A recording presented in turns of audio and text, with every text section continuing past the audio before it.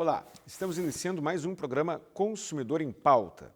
O programa é feito para você, portanto, mande suas perguntas, seus questionamentos para o WhatsApp 51 985 946 773 ou para o e-mail consumidorempauta@tve.com.br. O tema de hoje será Direito Imobiliário e o nosso convidado é o doutor Daniel Scalona. Doutor Daniel, muito obrigado pela presença. Obrigado a você, obrigado à TVE pela oportunidade de estar aqui esclarecendo as dúvidas dos nossos telespectadores neste programa de utilidade pública que tanto contribui com os gaúchos. Muito bem. Doutor, vamos lá. Temos perguntas interessantes aqui. Uma pessoa anônima, não quis se identificar, questionou o seguinte. Tenho uma dívida condominial de R$10 mil. A síndica se recusa a fazer o parcelamento. Quer colocar o apartamento a leilão para quitar a dívida. Não temos este valor para pagar, pois minha mãe está super endividada e não tem de onde tirar esta quantia. O que pode ser feito? A imobiliária aceita fazer o parcelamento da dívida em 36 parcelas de R$280, mas precisa da autorização da síndica e a síndica não aceita. Então, veja, a síndica ela tem as responsabilidades de responder pelo condomínio ativa e passivamente, né, conforme o artigo 1348 do Código Civil. Então, ela tem essa capacidade de deliberar e outorgar à administradora do condomínio o parcelamento. É preciso entender em que situação está o processo dela, porque, ao que tudo indica, já há uma ação judicial e o imóvel já está penhorado, tanto que ela fala em levar este imóvel a leilão, né? Para satisfazer o débito. Então, é preciso entender em que pé está esse débito condominial dela. Agora, digamos que não haja uma ação judicial, né? Não há ação judicial e ela tem, de fato, o débito e está ameaçada de ser executada para a cobrança desse débito. Ela pode, sim, fazer a consignação em pagamento se não houver um acordo, né?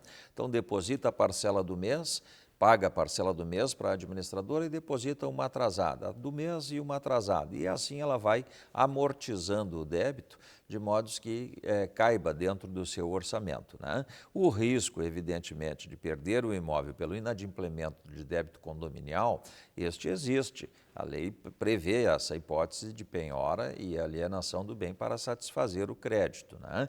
Então, é uma ação que requer cuidado, né?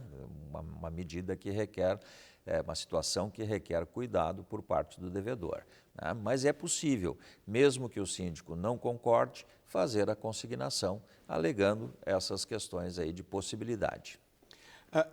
A questão da penhora, ela envolve tão somente o valor da dívida? Tem alguma variável sobre isso? Ou o tempo de dívida também, o tempo de inadimplemento? Não, é basicamente o valor do crédito que o condomínio tem perante aquele condomínio, né? Então, vamos supor que o débito seja de R$100 mil e o imóvel é de R$1 milhão. Esse imóvel, se chegar ao ponto de ser leiloado, a diferença deve reverter em prol do devedor, né? Ou seja, vai ser leiloado, vai satisfazer o crédito e o excedente vem, então, ao devedor, né? Isso é o que manda a lei.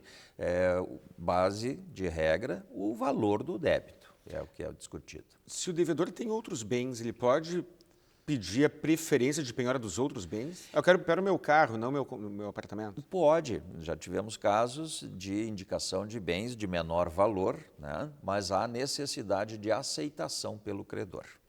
Né? O credor pode se recusar, dizer, não, eu não quero este veículo, né? Porque ele não me satisfaz, não me atende, tem valor inferior ao meu crédito, por exemplo. Nessa hipótese, ele não é obrigado a aceitar, né? Mas o Código de Processo Civil também prevê que a execução deve ser promovida pelo meio menos gravoso para o devedor. Então, ele pode, sim, substituir o imóvel por um bem, desde que este bem cubra o valor do débito em execução, né? Muito bom. Agora nós temos a pergunta do Sr. Clayton.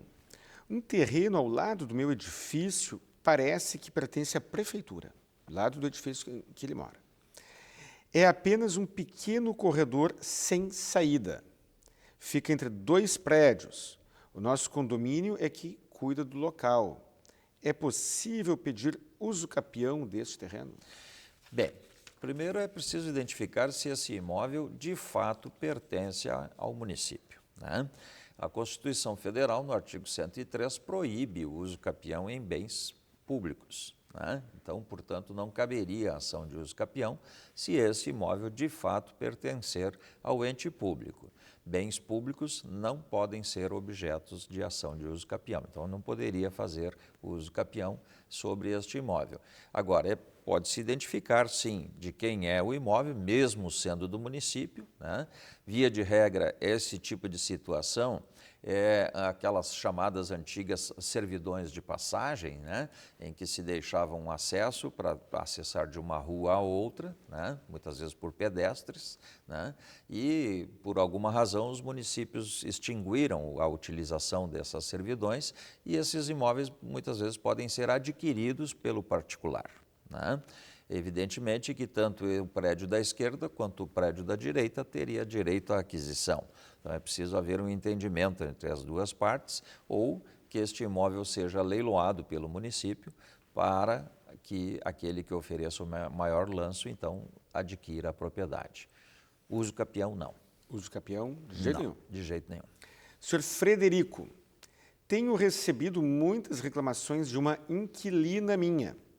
O condomínio diz que ela faz muito barulho, dá muitas festas. Tem como eu pedir para que ela saia? Corro algum risco de pagar uma multa alta por causa dela? Corre o risco, sim, de o condomínio aplicar a convenção, né, e aplicar as multas que lá estão previstas, né, especialmente no que diz respeito ao horário, né, ao excesso de ruídos, enfim, né, pode ser multado. Essa multa, via de regra, vai para o proprietário, que tem o direito de cobrar do inquilino, né, em ação regressiva, essa cobrança da multa.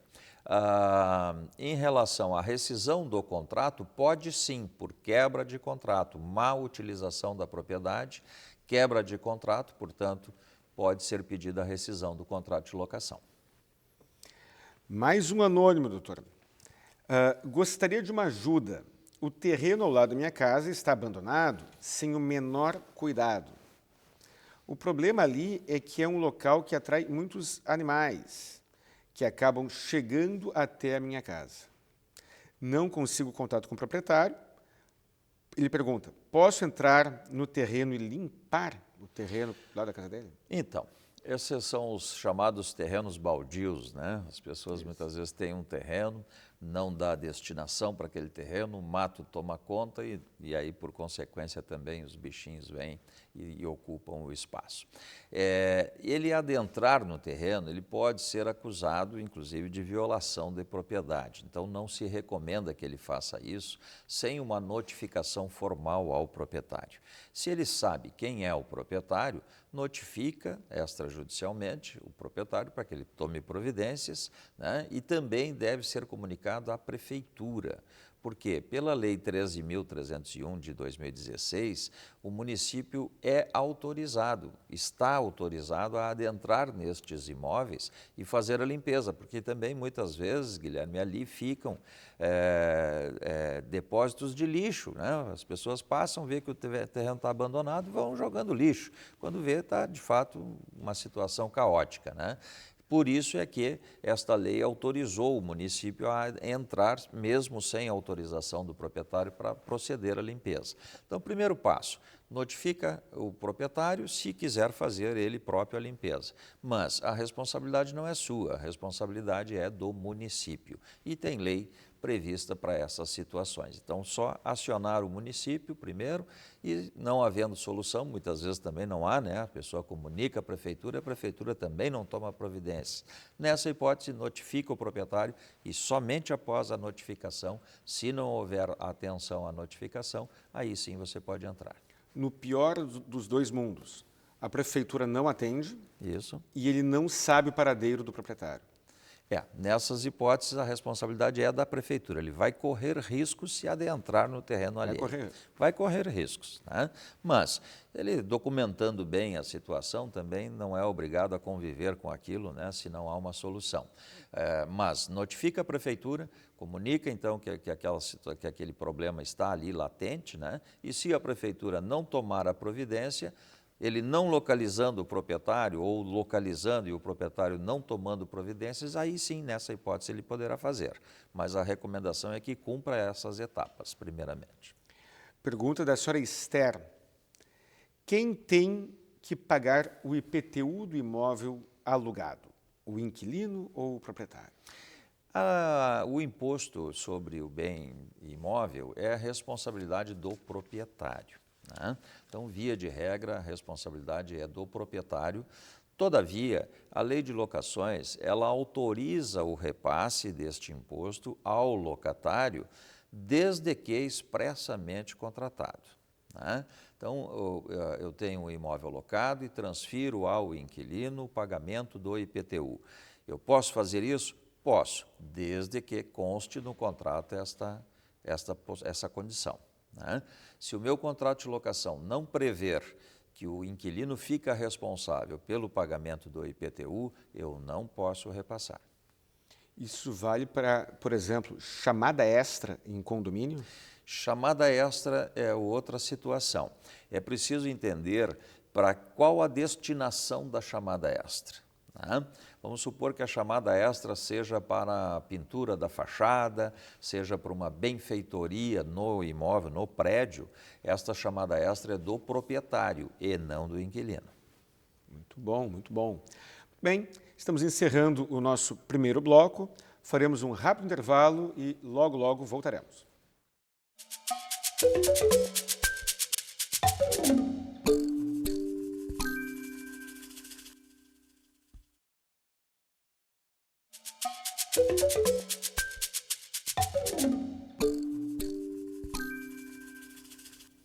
Estamos iniciando o segundo bloco do programa Consumidor em Pauta. Estamos falando com o Dr. Daniel Scalona sobre direito imobiliário. Dr. Daniel, pergunta do Sr. Moacir. Sou síndico de um edifício e fiquei assustado com a notícia de que um prédio desabou, porque um morador fez uma reforma total no apartamento dele. Como síndico, o que eu preciso fazer para que os moradores, quando fizerem reformas, não coloquem em risco a estrutura do condomínio, do edifício? Bem, primeira situação é estabelecer regras claras na convenção de condomínio. Né? Evidentemente que as reformas, elas requerem, né, a responsabilidade técnica de um profissional. Então, toda e qualquer reforma, por menor que seja, tem que ter lá a anotação de responsabilidade técnica de um engenheiro, de um arquiteto, enfim, responsável por aquela obra. Então, dever do síndico, quando for a obra vultuosa, né, que não seja uma simples pintura, né, mas que sim uma quebração de parede, enfim, dever do síndico, vistoriar a obra, ele tem esse poder, pode adentrar no imóvel e verificar que tipo de obra está sendo feita. Ele não precisa, naturalmente precisa da autorização do proprietário, né? Mas ele tem o dever e a possibilidade de adentrar no imóvel e ver que tipo de obra está sendo feita. Se ele detectar que tem aqui uma remoção de uma parede, cadê a anotação de responsabilidade técnica? Quem é o engenheiro responsável? Quem é o arquiteto responsável pela obra? Né? Exigir do proprietário do imóvel a anotação de responsabilidade técnica. Segundo, estabelecer na convenção de condomínio todas as regras possíveis para a realização de obras. Então, convenção lá estabelece: toda e qualquer realização de obra nas unidades habitacionais deverão ser submetidas à aprovação da administração do condomínio. Ponto. Já é uma possibilidade de resguardo dele quanto a responsabilidades. Né?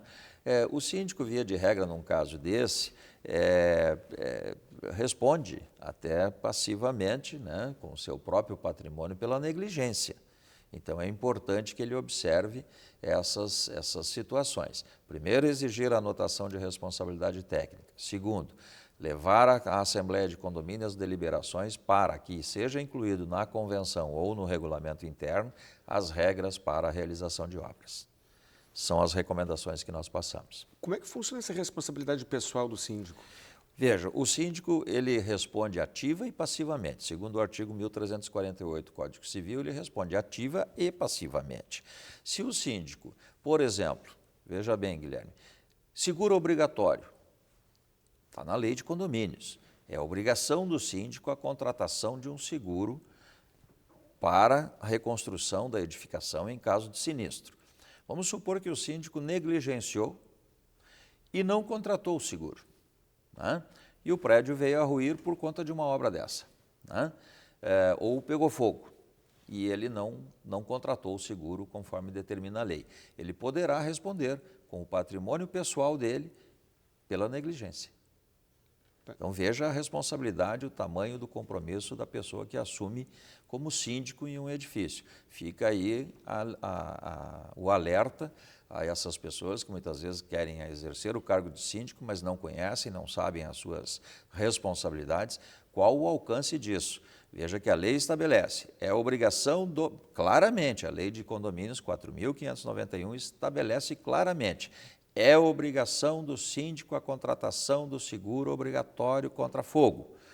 O síndico não contrata, negligencia e o prédio pega fogo, ele vai responder. Uma pergunta aqui também envolvendo o síndico. A vida do síndico não é fácil também. Não. Senhor Marcelo, tenho dúvidas em relação ao fundo de reserva.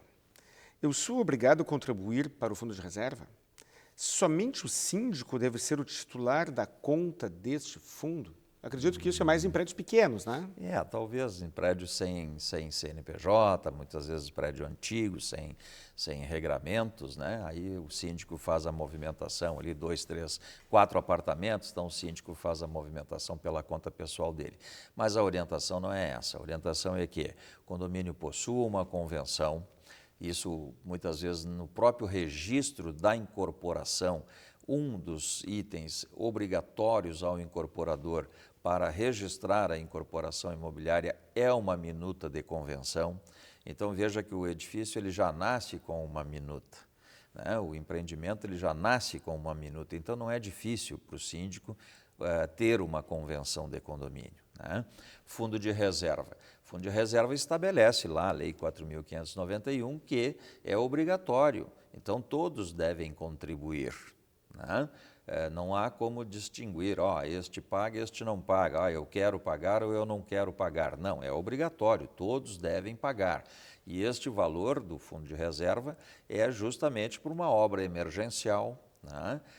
Para uma reconstrução, muitas vezes parcial, né? Então ele é obrigatório e este valor deve ser depositado em conta do condomínio, não na conta do síndico, né? Via de regra, na conta da administradora ou do condomínio, né? E ser movimentado somente com a autorização da Assembleia. Imagino que até para o síndico deve ser prejudicial movimentar o dinheiro do condomínio na sua conta? Exatamente. Receita Federal, por exemplo? Exatamente. Hoje nós temos cruzamentos de dados aí por todos os órgãos de fiscalização e a movimentação de recursos na conta pessoal pode comprometer até a própria declaração do síndico, né? Então não se recomenda que se faça isso. Senhora Helena, a imobiliária que administra nosso condomínio não está fazendo um bom trabalho, no meu entendimento. Só o síndico pode trocar por outra ou nós, moradores, podemos opinar e escolher uma administradora melhor? Então, mais uma vez o artigo 1348 em voga aqui. O artigo 1348 do Código Civil estabelece a responsabilização do síndico pela administração do condomínio, né? E pode haver a delegação desta responsabilidade para uma administradora, né? O que é bastante comum, né? Então, muitas vezes o condomínio se reúne, olha, eu assumo aqui como síndico, mas eu não tenho condições de cobrar, receber, eu vou ter que parar de trabalhar para fazer a gestão do condomínio, né? Não dá para fazer isso. Então, delega essas funções para uma administradora de condomínio. Essa administradora de condomínio, é importante deixar claro, ela é um prestador de serviço ao condomínio. Portanto, ela não é dona do condomínio. Muitas vezes, embora as administradoras extrapolem aí a sua responsabilidade, né, agindo como se dona do condomínio fosse, mas não é. Então, portanto, qualquer condômino pode convocar, mediante reunião de um quórum específico, né, uma assembleia de condomínio para destituir essa administradora, né? A delegação compete ao síndico, sim, mas com a autorização da assembleia.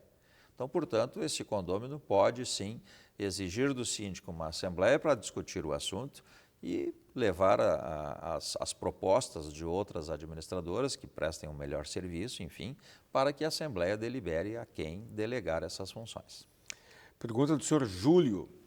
O que posso fazer como síndica em relação a um morador do edifício que não paga o condomínio há 6 meses? Então, pode ou buscar uma negociação, afinal de contas 6 meses não é um período assim tão longo, né? Pode buscar um acordo com o devedor, muitas vezes tentar entender qual é a situação dessa pessoa, perdeu o emprego, está com problema de doença na família, enfim, por que razões ele deixou de pagar nos últimos 6 meses, mas a lei assegura o direito à ação, né? Então o condomínio poderá entrar com uma ação de cobrança contra este devedor e como vimos no caso anterior, aí até mesmo chegar à penhora do imóvel se o pagamento não acontecer, né? Então, o caminho legal é a ação de cobrança, né? Mas como o período é curto, recomenda-se o bom senso, né? Buscar o entendimento com o condômino, entender a situação, ver se ele não quer parcelar, pagar uma atrasada e uma atual, né? E assim pôr em dia ao longo de 6 meses, enfim. Então, buscar sempre o entendimento. Não havendo entendimento, o caminho legal é a ação de cobrança. Ela deve fazer isso na condição de síndica, de maneira contato direto, ou somente repassa para a administradora proceder isso? Pode fazer diretamente, se houver intimidade, né? Se houver um bom relacionamento entre os vizinhos, o síndico pode procurar o morador e dizer, olha, estou com uma situação assim, está passando por algum problema, quem sabe vamos encontrar uma solução desta maneira, né? Ou não, ou pode delegar essa função para a administradora, com orientações. Olha, tente negociar, não havendo negociação, execute, né? E aí a administradora vai fazer esse papel. E os outros condôminos, eles podem exigir do síndico uma tolerância mínima, por exemplo, tolerância zero? Algum condômino exigindo, pressionando? Tolerância zero em condomínio Não é bonito, né? não é bonito, né? Digamos assim que seria uma postura radical dentro de um condomínio. Mas 3 meses de atraso já é suficiente para mover uma ação. Alguns juízes têm entendido que com 30, 60 dias é pouco, né? Já vi casos em que entrou-se com ação de cobrança de condomínio com 30 dias de atraso, o juiz rejeitou liminarmente a inicial porque disse que não era o caso de ação. Claro que houve recurso e depois o processo tramitou, né? E aí nós já estávamos com 6 meses de ação. Mas, via de regra, a tolerância pode sim ser zero, o síndico pode estabelecer, olha, 60 dias de atraso e executa. Pode ser. Pergunta da senhora Catarina. Tenho uma dúvida. Matrícula e registro de imóveis são a mesma coisa? Caso não sejam, qual é importante para a venda do imóvel? Então, a matrícula, dona Catarina, é a certidão de nascimento, para que a senhora entenda, sem nenhum juridiquês aqui. A matrícula é a certidão de nascimento do imóvel. Registro de imóveis, cartório de registro de imóveis. É o cartório, é o notário, o oficial delegado pelo Poder Judiciário para proceder os registros, para promover a abertura das matrículas, para fazer a certidão de nascimento do imóvel. Então, cartório de registro de imóveis é o local onde a matrícula é aberta e onde são registrados todas as transações futuras. Então, tem lá uma matrícula. Vendi para o Dr. Guilherme, registra na matrícula. O Dr. Guilherme vendeu para o Dr. Pedro, registra-se na matrícula. Tudo isso através de escritura pública. O senhor poderia acrescentar 2 informações? Uma, o que é o contrato de gaveta e quais os documentos que o comprador de um imóvel deve exigir? O chamado contrato de gaveta nada mais é do que o contrato particular de promessa de compra e venda, né? A lei exige que a transação de compra e venda de imóvel seja feita por escritura pública, né? Esta escritura pública poderá ser levada a registro, no registro de imóveis, né? Aliás, poderá não, deve ser levada ao registro de imóveis e averbada à margem da matrícula aquela transação, aquela substituição de propriedade, né? O contrato de gaveta é aquele documento em que as partes firmam entre si uma transação e que muitas vezes não é comunicada ao registro de imóveis. Este é o contrato de gaveta, né? Este contrato ele não tem força para substituir a titularidade do imóvel. Ele até pode ser registrado no registro de imóveis, na matrícula, mas ele será averbado. Existe uma diferença entre averbação e registro, né? No caso da promessa de compra e venda, ele vai ser averbado que houve uma promessa de compra e venda. O doutor Guilherme prometeu vender este imóvel para mim. Como é que o doutor Guilherme efetiva a venda deste imóvel para mim? Através da escritura pública. Enquanto isso, vale o contrato particular ou vulgo contrato de gaveta, né? Popularmente conhecido. Doutor Daniel, muito obrigado. Para você que está em casa, muito obrigado pela audiência e até o próximo programa.